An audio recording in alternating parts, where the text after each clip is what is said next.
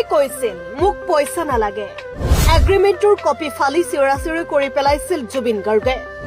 আয়োজক কমিটিয়ে গান গোৱাৰ পিছতো পইচা দিব পৰা নাছিল। তথাপি জুবিন গাৰ্গৰ কোনো দুখ নাছিল। পইচা নাই যদি দিব নালাগে বুলি কৈ অনুষ্ঠানস্থলী ত্যাগ কৰিছিল জুবিন গাৰ্গে। সেই সময়ত পইচা দিব নোৱাৰি আয়োজক কমিটিয়ে তেওঁক ক্ষমা প্ৰাৰ্থনা কৰিছিল।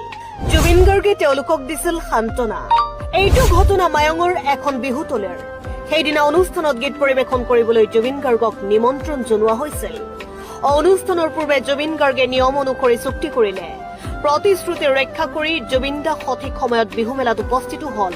তেওঁ নিৰ্দিষ্ট সময়লৈ পৰিৱেশন কৰিলে গীত। তেতিয়াই আয়োজক কমিটিৰ এজনে জুবিন গাৰ্গৰ টীমৰ সদস্যক জনালে সম্পূৰ্ণ ধন দিবলৈ তেওঁলোকৰ হাত খালে।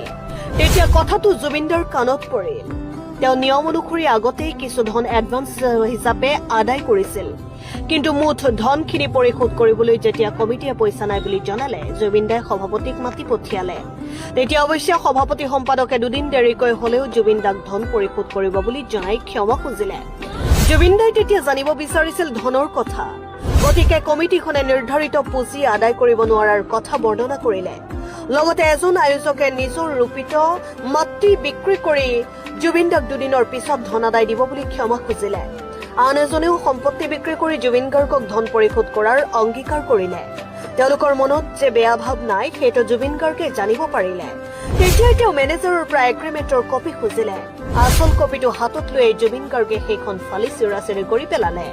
তেওঁ কলে তহঁতে মোক মাতি বেছি পইচা দিব নালাগে, এতিয়ালৈ যি কেইটা দিলেই সিমানেই হব আৰু বাদ দে।